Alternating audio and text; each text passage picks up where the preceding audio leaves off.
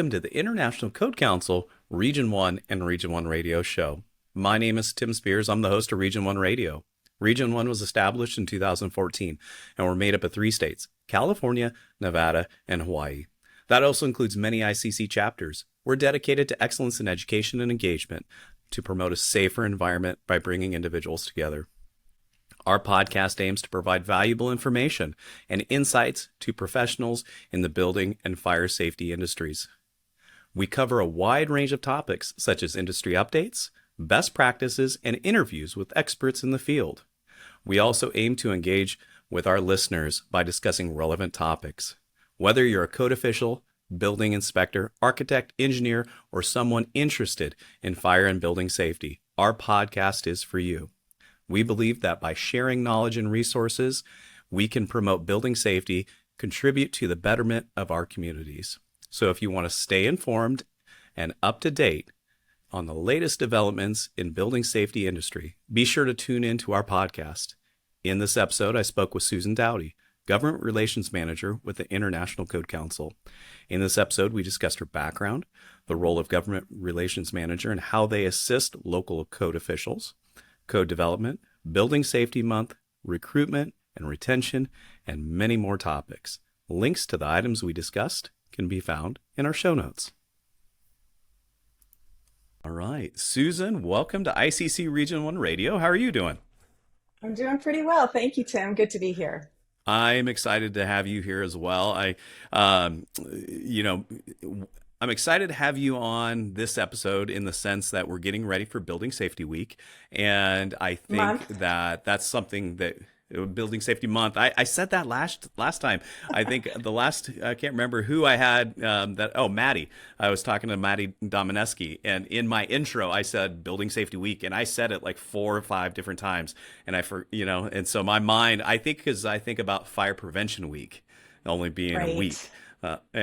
So I'm glad you corrected me. So, and this way, I was going to say this way, people will remember it's a month. I say whenever we make a mistake as we're presenting, that's the stuff they remember. Yep. So that was a good, that was a good way to get the point across.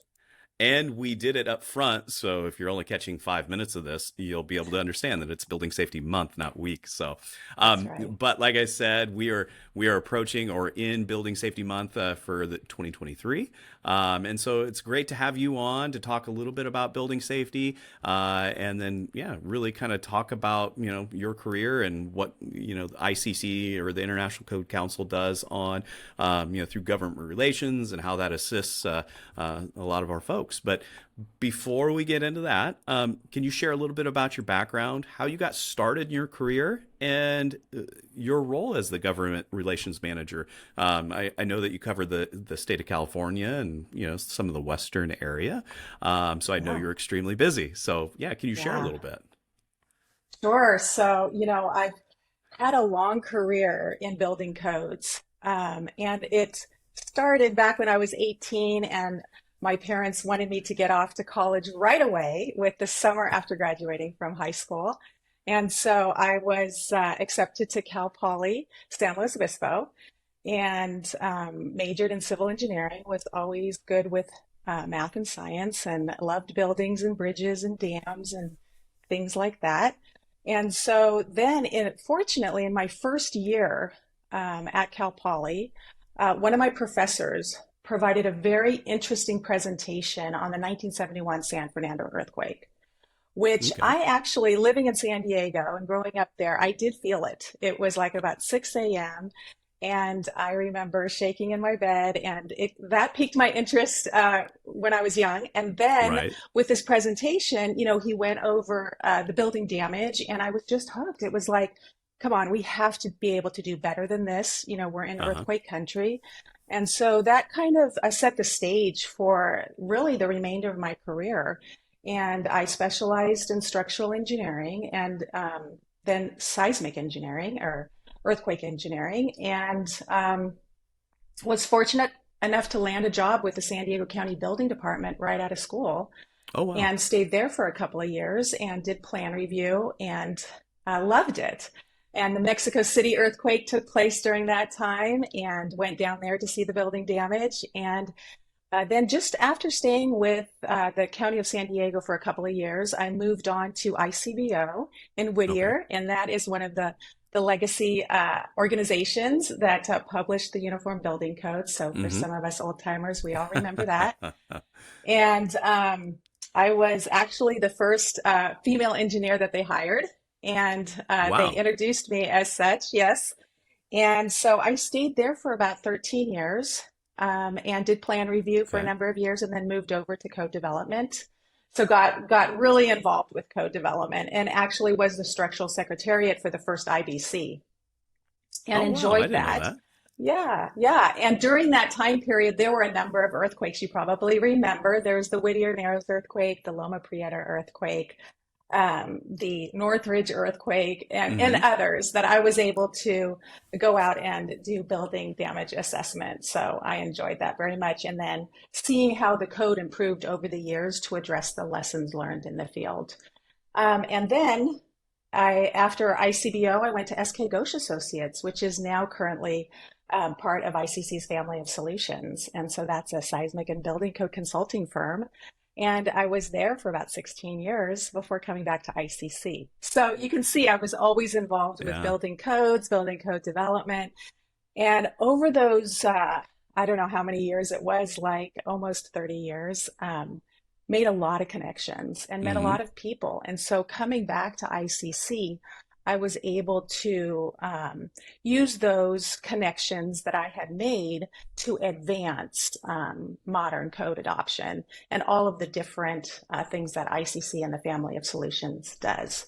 So it really was a great culmination of my career at ICC as government relations manager for California and Nevada and Yes. some US territories. So it sounds like you've kind of had a very broad spectrum, anywhere from being part of the, as an AHJ to, some, model code organizations, and then also working as an engineer and, really seeing the damage. And we've talked a lot in these episodes about sustainability and how codes develop over time to make Yeah. buildings more resilient to some of these ever increasing disasters or even climate change, all of those things that we've definitely seen, over the course of time, and we've seen, the improvements. Yes. It, it's one of those things that you talk, you hear a lot of people talk fire code. Typically it's, after devastating, incidents, that's when we see the code changes. And I'm sure, like you were just talking about earthquake and seismic issues. Yeah, exactly. The disasters are the impetus for code changes, Hmm. and we learn as we go. And buildings built today are just so much better off than they were years ago. And it's Hmm. been great to see that evolve over my career. Yep, absolutely. Um, Now, we talked about your background, and you currently are serving in the government relations or as a government relations manager. Can you talk a little bit about your role with ICC and kind of how you assist local jurisdictions and state and I'd say state and local jurisdictions for this area? Yeah, absolutely. With the many codes and standards that ICC publishes and all of the services that we provide, you really need a point person to go to ask any questions. And that's really the role that I serve, as well as supporting the codes and their adoption, implementation, and enforcement. I'm a liaison to the chapters, try to provide them with the latest information that's coming out. And as Hmm. on so many fronts, on so many different codes, there's so many things happening. So it's Yes. hard to know exactly what's going to be of particular interest to the states I serve. And I try to zero in on those pieces of Hmm. information and always thinking about how can we make the job of the code official and of our members easier. And I also connect the dots between people. I make a lot of introductions between different parties who want to get information out to another sector of the building safety profession, and they don't know how Hmm. to. It's not that they don't know how to, but they're just looking for someone to make that introduction. And so that's a part of my job I Yeah. really enjoy. Yeah. And then, we also monitor legislation to see how legislation fits in with ICC's family of solutions, make sure that legislation is tapping into the resources that we can provide, and always looking to prevent legislation from doing what the code process is supposed to be doing. So you hear the Right. quote, "Don't legislate code," a lot. Yes. Now, you mentioned connections, and I will tell you that I know for me, you have definitely assisted me quite heavily throughout the course of my career. Now, serving as the on the ICC Region One board, you've helped me make. I'm happen to be a fire code official, so you've helped me make connections with building code officials and other people really throughout the state. The state of California is a big state, and there are a Yes. lot of code professionals, and so if individuals listening to this podcast are in other regions of the country, and are working with ICC and the and the family solutions and those types of things, make sure to reach out to your government relations manager, because I will tell you that it is a great benefit. It does help you make those connections, and it's really helped assist me, especially being on the board, make some of those connections. I mean, I'm on the northern side of the state, but being able to make connections with people out of the LA Basin and Long Beach and those areas. Even you've helped me make some connections in Nevada. I mean, so there is a lot. So Yeah. so definitely I'd helpful. like So to, yeah, yeah. I'd like to just add on to that. I'm so glad you brought it up because I don't think a lot of our members know that we have a team of government relations managers that are assigned to the different states and territories. And I know you have show notes, so let's Hmm. include in the show notes Yes. the link to the government relations webpage that has our pictures and has the Hmm. states and territories that we govern, or that, yeah, that we cover, I should say. Now, you even mentioned being able to share updates, and we typically, Yeah. and I say we, ICC Region One, on our webpage, you share it amongst all the chapters. So I take those updates, those monthly updates, we include them as a blog post. So if you're ever in search of government relations updates anywhere, as we talked about Building Safety Month, I had to Yes. slow that one down a little bit. But we talk about Building Safety Month and some of those tools that ICC has put together, and being able to share those with everybody. We try to include those and pass them along. So it's one of those things that it's important, to know your government relations folks, because it is of significant value. I mean, at least I've seen it. So Yeah, yeah, and you want to ask your government relations manager if you can get on their mailing list because then you'll yes. automatically receive those monthly updates. They're posted on the government relations Hmm. webpage, so you can do it one of two ways to get to those monthly updates. Absolutely. Now, I want to kind of go back in your background. You mentioned a couple notable experiences, like you had the professor that covered seismic and earthquakes, and that really helped kind of help you at least distinguish a path through the course of your career. But have you had any other notable experiences that have really shaped your perspective on building safety and sustainability? Well, I think serving on the California Building Standards Commission, I served as a commissioner in 2006 to 2010. And Okay. just to get an appreciation for what goes into the rulemaking process through the California Building Standards Commission and all of the different aspects of the code that are considered, hearing that firsthand testimony from the Hmm. disabled community and from people who are concerned about our environment and hearing their issues firsthand. Hmm. Also, through ICC's code development process and listening to the testimony during the code hearings, you really get an appreciation for what's behind the why Hmm. on the code provision. And I think once you understand the reason that this needs to be done, there's no hesitation in taking action and complying with the code. Yeah, yeah, like you just mentioned, the why, right? The understanding, what's the intent, and why did these code provisions, why were they established? So, I think, was it Kevin McCosker? He talked a lot about that because I know he's into code development quite a bit as well. So shifting a little bit from code development now, we talked about notable experiences in your background, but we all live in a very fast-paced life, as you know. I mean, we're all, yeah. I think that coming out of the pandemic, things actually picked up more than they did slow down. But with that being said, and I ask this of pretty much everybody, how do you really find balance to be able to maintain? Because a lot of us are working from home, right? And typically when we work from Right. home, or when we work remotely, or even now, we have so many different tools to allow us to work pretty much anywhere. How do you find that hmm balance? Well, I don't think I have, Tim, to be perfectly honest, Yeah.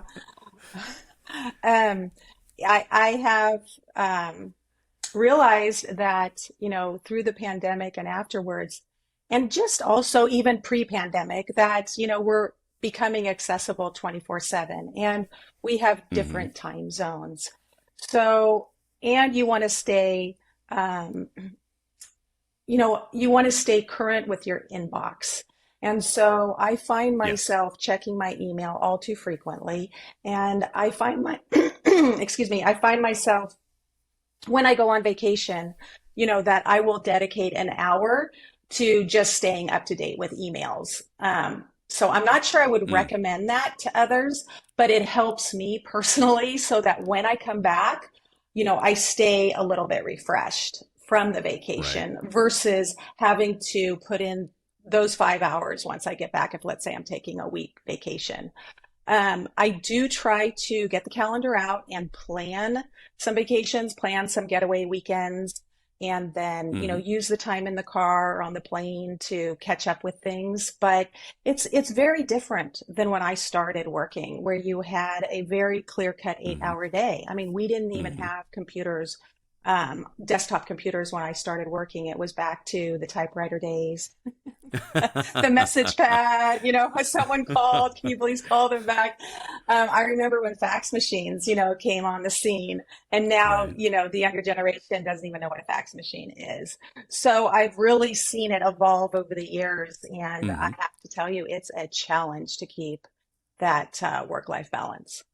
Yeah, and like you mentioned, time zone differences and ICC being a global Right. operation, being able to make connections with those folks, and you mentioned being able to send emails, and I think it's maintaining sanity, right?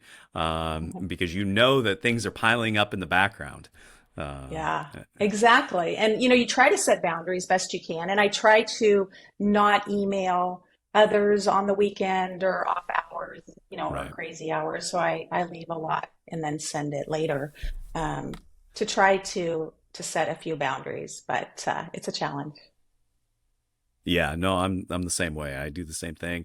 I should probably take the email off my phone, but if I do that, then I wonder what's piling up, and so it's just Yeah, anxiety. It just drives my anxiety more and more and more. So yeah, um exactly.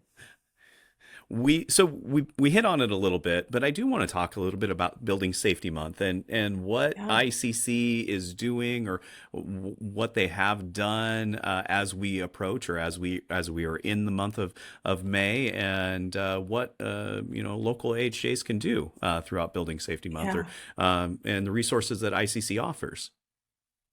Absolutely. There is so much that you can do. I mean, really, your creativity and imagination is the only limit. Hmm So, I say make a cake. Have a cake that says Building Safety Month on it. Everyone likes a cake. That's something you can do. Right? That's very Yeah. easy, right? Yep. Yeah, everyone Yep. likes that. Obviously, the proclamations, this should not be a new idea because we're Right. always saying every year, go ahead and submit your proclamation to your city council, to your board of supervisors. And we have a portal so that you can do that online. hmm It's very simple. It used to be back in the day that we would print something out, take it to a chapter meeting, they would sign it, then we would scan it, then we would send it in to have it posted. But now it's all automated. And we really hope that our chapters and our members enjoy that. Building Safety Month portal. So those are just two things right off the bat. And we have weekly themes, and our hmm buildingsafetymonth.org webpage has builds out all those themes with a number of suggested activities that you can do. I have heard from members in California and Nevada that they're creating T-shirts Mm, for their staff with the Building Safety Month logo on it. They are having a barbecue with the community to talk about building safety. They are creating a video to loop in the office and for the public to see. And we have something brand new this year, which is the Lego contest. I don't know if you've heard about oh, it. I am so glad that you mentioned this. I was actually going to mention it. So, yes, Okay. fantastic idea. Yes, isn't it? I mean, and Yes. especially with the younger generation, because how easy is it for Yeah. them to create a 30-second video on their favorite building in their community and why it means, what it means to them. Right. And, there's no reason that you can't submit, and I'm sure we're going to get some very creative videos. Hmm. I do by mid-May, and I know this podcast will live on, right, for years to Right. come. It So sure will. I Yes. hope that this will be something that we'll have in the future, although I'm not sure if the question will be the same. But, and who doesn't want to win a Lego set? I think it's like a post office, a town hall, and a police station, Oh. so they are community building themed Lego sets that you can win if your video is chosen. Well, and the one the you mentioned the Lego contest. Yeah, I saw that pop up. I thought it was a fantastic idea. I'm surprised nobody else had thought about that prior to this year, right? And so it's Yes. a fantastic idea. I do think that the people in San Diego may have a little bit more of an advantage in the sense that they're close to Legoland, and so they can get a little, some Ah, additional supplies. So. yeah. There you go.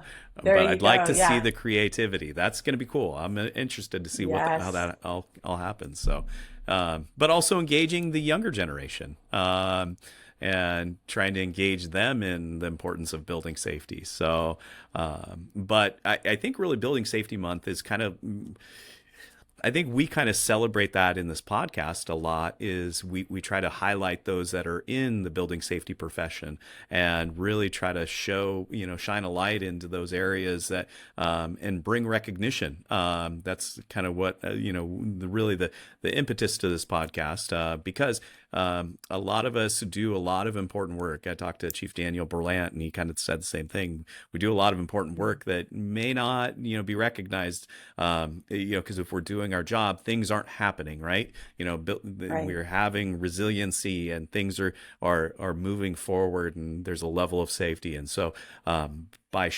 having Building Safety Month, Fire Prevention Week, and things like this, I think it does a great job to highlight all the important work that people do every day. Absolutely. Yeah. The silent unsung heroes, when nothing Yes. goes wrong, they're doing their job. And so we Yes. have to advocate for the important work that's being done, and that there are resources needed to maintain nothing happening.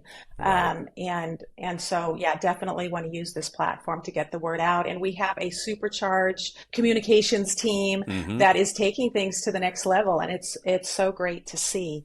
So you mentioned, kids activities, and on the buildingsafetymonth.org website, we have lots of activities for the kids. There's a course that they can take with a completion certificate.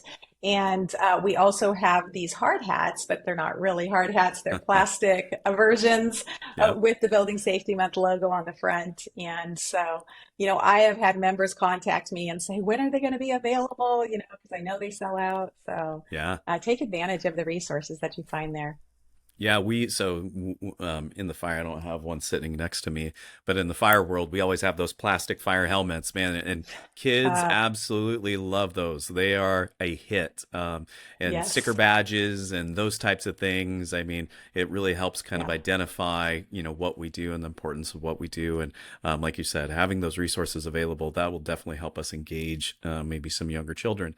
I mean, I can still remember, Building Safety Month wasn't a thing when I was a little bit younger, but Fire Right. Prevention Week Right. was, and I remember getting things like that, and I don't know if that propelled me into my profession, but it definitely resonated with me, and I think that Yes. things like this will definitely resonate with the younger generation as well. So.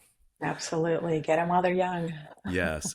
Now we talk a little bit about that, but we're always looking to bring younger professionals into the field that we do, Yeah. and especially in the application of building codes, fire codes.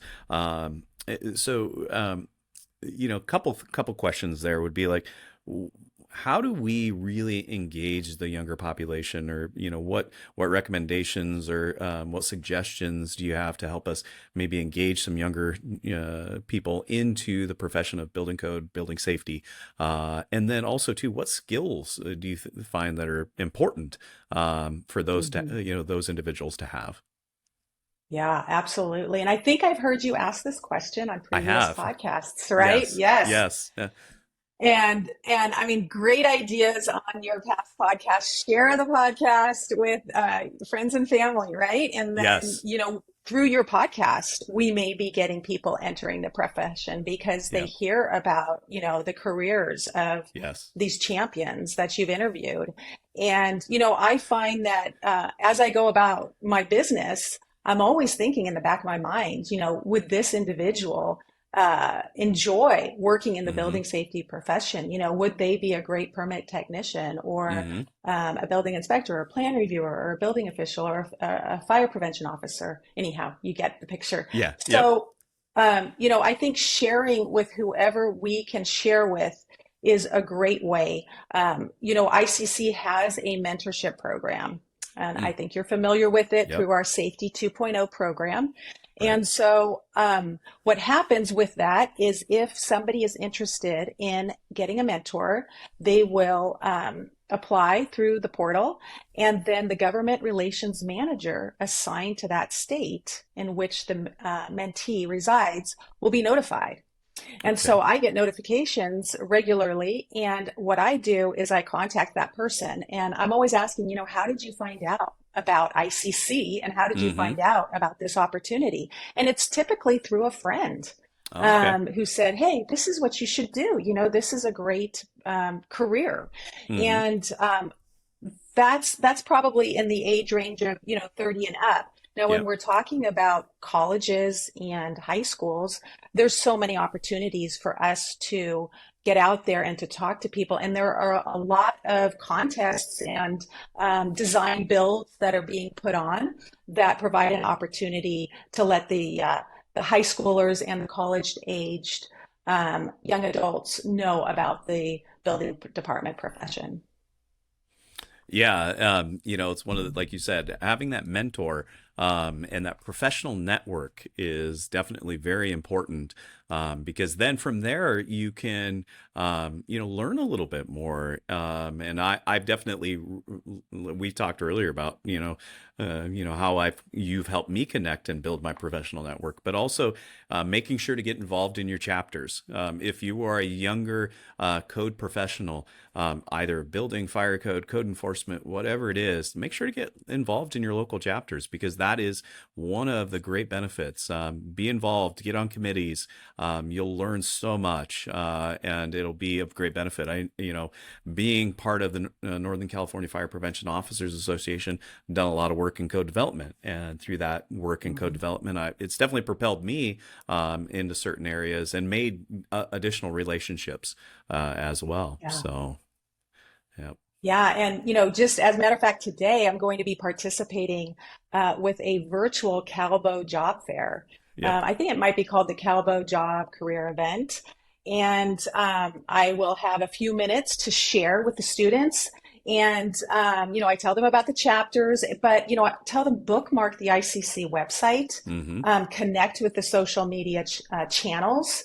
ICC has a YouTube channel that has great videos on it. Whatever your choice of social media platform, connect with us.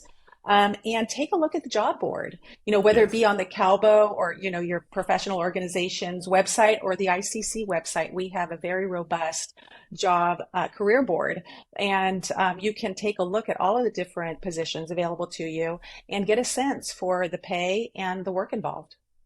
Yeah. Yeah. And we're definitely an aging profession. And so the more that we can attract younger folks into the profession, I mean, I've tried to attract my offspring, not so much. They have Yeah. a different mind, which is fine. But they don't Right. want to live on in my footsteps, and that's okay. So, Yeah, yeah. I've shared with my Uber driver, where we were yeah. talking, and I could sense that, hey, he would be a great fit. And, he Yeah. knows about construction and has an interest there. And so, and, they typically are not familiar with the ICC website and all of the different possibilities in the building department or the fire prevention department. Yeah. Yeah, and it's one of those things. It's having that personality, being personable, being able to connect, and being able to and have good communication skills are vitally important. And there's so many people out there that could definitely be a good fit. We just and there are so many resources available to try to help. So just know that Yeah, if you're ever looking to get into the profession, there are resources available, and we are definitely always excited to have more people come into the profession. So. Well, absolutely. I do have a question as it relates back to the government relations team, and we talked a little bit Mhm. about how you assist local governments, but I kind of want to expand a little bit on that. Is how do Mhm. you work to you talked about legislation and those types of things, but really Mhm. work with some local and state authorities to effectively implement the family solutions, and we've covered what the family solutions are in an earlier podcast, but maybe you can help if somebody's only checking out this podcast, maybe you can help kind of talk about what the family Right. solutions are as well. Yeah, great question. And Tim, I think as a government relations manager, we really have to know our states Hmm. and be good listeners because, what service ICC provides may be one service may be of interest to one group, whereas it's not of interest to another group. And so, one of the things that you've heard me talk about is our digital codes, because Hmm. I think that that's something that everybody can benefit from, right? Right. And yeah, so, in this digital world where we can be working from anywhere and we can be working 24/7, it's Hmm. fantastic to have access to all of our codes and standards on the, digital codes platform. Hmm. And then also, if you happen to be a subscriber to the digital codes premium, you get access to all of the commentaries and the study companions and building department administration. The list goes on. There's 1,400 titles. So, or plus 14, Right. 1,400 plus titles. So I had to get that in there because that is definitely something that I think everyone can benefit from. And we'll put it in the show notes where you can access it and you can take a look Yeah. at the codes and standards for Hmm. free. And that's something that we're very proud of Yep. because, anybody out there in the community can take a look at it on your phone, on any device. So, and then when it comes to, some of our other family of solutions, like community development solutions, and you can go to the bottom of our website and click on any of the logos, and those are our family of solutions listed right there Hmm. at the bottom of the website. But, I travel with Suzanne Owens, who is part of the Community Development Solutions subsidiary, and she provides information about Municity, which is Hmm. our permitting, inspection, and code enforcement platform, electronic permitting platform. And, this is a great way for jurisdictions that don't already have one in place Right. to test drive our version. And, we provide excellent support on that. So, and then she's also the account executive for Laserfiche. So Mm. that is something that many jurisdictions are Yep. interested in tracking all of their records and Yep. keeping a very good system. So, depending upon the conversations that I have with individuals or with jurisdictions, I will let them know about resources such as that. I think it's very exciting at the state level that I'm going to talk about California right now, that Hmm. they're embarking on adopting more chapters within the international existing building code Hmm. to include the work area compliance method. And so that is something that is going through the rulemaking process right now. And that has been in the works for quite a while. And it required, access to the code, understanding of the code. And Beth Tubbs was able to provide a presentation, answer the questions. I cannot be an expert on all the codes and standards, but I know who the experts are. So I can Right. facilitate, that kind of information exchange with state agencies. So those are just, a few examples, and there are many more. We have the Building Department Accreditation Program, the Fire Department Accreditation Program, and Hmm. recognition programs through the International Accreditation Services um, subsidiary in our family of solutions. There are a lot of people interested in getting that kind of recognition or Hmm. accreditation. And then our evaluation services, I'm always providing information regarding evaluation reports and then identifying potential new report holders or listings, and making that connection. That would not be with the jurisdiction, right? That would be the Hmm. manufacturer of the product. So there's just a lot going on at once, and there are a lot of services and products that ICC provides, and your government relations manager is your go-to person for those. Well, and I think that you highlighted a lot in the sense that many people aren't even aware of all the different all the different solutions, and all of the different wide range of things that are available to you. I think probably really before I really came to the state of California, when I think ICC, I just think code books. Like I can get my code books. They're the model code organization. But like you talked about, having connections with Laserfish, having connections with the Munis system, Unicity, having yeah, Unicity. Municipy, yeah, the accreditation services, and all of those things that goes back to our earlier conversation. Make sure to have connections with your government relations manager, because there is a lot mentorship. We talk, that's another thing that ICC offers Yeah, as well. And right. so knowing those things is super important. And I've taken advantage of some of those things, throughout the course of my career as being a local AHJ. And then you brought up the aspect of the digital codes premium. Yeah, it's definitely helped us. I mean, we've made that transition. It's hard because, you can see behind me, I've got code books behind me. They're on the shelf. I still like the paper, going through it, but I also do value the electronic version because I can search it. It makes it fast. Yeah. It's quick, and so I appreciate that. And then also too, having study guides.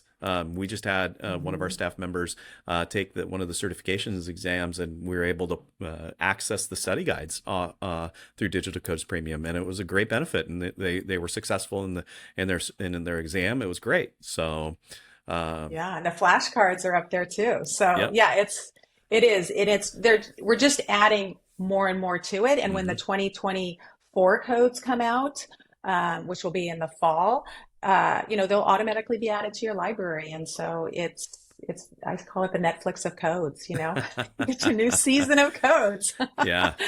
Yep. Yeah, yeah, Well, and I want to mention. Oh, go ahead. go ahead. I'm sorry. Okay. Okay. Yeah. No. And I wanted to mention also that we have plan review services through Hmm. NTA, another subsidiary. And, I've been able to make the connection when jurisdictions are in a pinch and they need to get some plan review done quickly. And so that's something that we also offer. We really try to be a one-stop shop for Hmm. everything. And we're just growing and growing. And with our codification services, through general codes, there's a lot. So I would Yeah. invite everyone to take a look at the bottom of the website and click on any of those icons for more information. Yep. SKGA with the Seismic and Building Code Consulting, they offer a lot of seminars, webinars, and support documents in the structural realm of things. And want to mention while I'm at it is that there is funding for all of these programs and services Hmm. through federal grants. And we have a whole page dedicated to that. So I would love it if we could include that page in the notes where we talk about, the BRIC program, which you've probably heard of, the Hmm. Building Resilient Infrastructure and Communities federal grant program, and hazard mitigation grant programs, community development block grants, Hmm. all sorts of stuff. I could go on and on, but what's nice is we have it all in one place on the webpage Yeah. under government relations. Well, and I worked with you during the pandemic. We were able to engage our local jurisdiction on some CARES Act funding to be able to help us with some digital plan review, limitations that we had, and then also some Hmm. remote work things that we had. And so these were all things that we were able to accomplish through that, through that CARES Act funding, and then also to some of the American Recovery Act plan and those types of things. Yeah. And it's definitely been, ICC has been a resource for me. And maybe I sound like it's a commercial, but I'm telling you, as a local It's jurisdiction, it has hard not definitely to. helped me. Yeah. Yeah. So. Yeah. You see, this is kind of a challenge because you see jurisdictions struggling, right? Hmm. Because they just don't have enough staff and then they have to train new staff and everything takes time. And yet these resources that we're talking about are time savers, right? Hmm. Hmm. But you have to put in the time to apply for the grant or to hire someone to do the grant process for you and Hmm. then research, all of these time-saving tools to see if it's a good match for your jurisdiction. So however government relations can help, we're here for that. And I'm so glad that we were able to work together, Hmm. to meet your department's needs. Yeah, absolutely. Now, you mentioned Beth Tubbs and her presentation on the existing building code. I would be Yeah. remiss if I did not reference that in our YouTube channel. We worked with the California State Fire Marshal's office because they had the training, and then worked with one of my counterparts up there, and we were able to host, or at least be able to house or host the video or the recorded video on our website, or not website, I'm sorry, on our YouTube channel. So if you want to check that out, Yeah. it is definitely something that gets a lot of views. I do notice that. We see a lot of traffic to that. So that is a resource that you, not only from ICC, but also Region 1. So make sure to take There advantage you of that go. as well. Now, you also talked about, the accreditation and validation. Yeah, I Mhm. know a lot of folks that having that accreditation does bring validation. And so I'm sure there's a lot more Mhm. people definitely seeking that nowadays as well. So Yeah. um, Yeah. we live And in the we digital try age. to. Yes, absolutely. And we try to come to um, our members through like the different annual conferences Hmm. that are put on by the different state organizations, and even locally, and set up, a table and have all of the information available to you. It's a great way for us to get the word out. So please stop by when you see ICC Yes. at an event, and Yep. it's a great way to connect. Absolutely. Yeah. Um, Now, kind of shifting gears a little bit, we talked a little bit about the pandemic, and Mhm. we've all talked about how the level, like what we've done to adapt. I think really we've all done a little bit to adapt. Through one way that we adapted is virtual meetings, and we're especially on this Mhm. podcast platform, it's a virtual platform. But how did the Mhm. government relations team adapt, and what were some things, some value added benefits coming out of the pandemic to to the present? Yeah, absolutely. It's interesting. I'm just going to go back a little bit, but I have worked from home for most of my career, for about like the last 30 years. So, and government relations managers typically work from home, even though Hmm. we do extensive traveling, right? So Yes. we were used to having a mobile office. I would Uh-huh. have my bag, everything packed in the same nook and cranny, so I knew where it was. And, I couldn't afford to be carrying codes with me everywhere I went. So I Right. used to have the PDFs, but now I have the digital codes.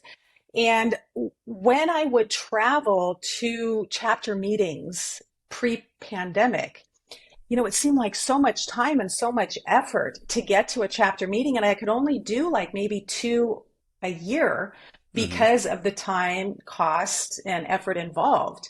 And I thought to myself, maybe I should just do my announcements on YouTube and say, please play these at every meeting, or can't you like Zoom me Right. in for the meeting? But we didn't have the tools in place to do that. Right. So we Yep. were left with, okay, go through my calendar and try to strategically identify which chapter meetings I could attend, Hmm. and then make travel plans and go. Now, the continuity through the monthly meetings that have a hybrid option, which are most of the chapters Yeah. that I cover, has just been fantastic. Now, I have to say, I do miss that face-to-face interaction, Hmm. but a lot of times I get that at the installation events, the banquet events, and Yep. so keep that in-person connection going. And when I can go in person, I certainly do, but I can go to three chapter meetings in one day, no problem, four even, and Right. Yep. if there's a region one at 4 p.m. in the afternoon, yeah. Yeah. Normally they're like, between 8 and 2, but the region one is at 4. A So, little bit late. Yeah. yeah, yeah, yeah. So that has been fantastic. And I think that the chapters have invested in the owl, and, it's very close to being there. Um, I sometimes find like, oh, during the breaks and during lunch, mute the owl because I want to stay notified of when the meeting starts up again, but I don't need to hear all of the side conversations that go on. Right. So, Yep. there's certain things like that that are kind of odd and need to still be figured out. But have to say that, we can just get so much more done on online versus all that travel that was involved.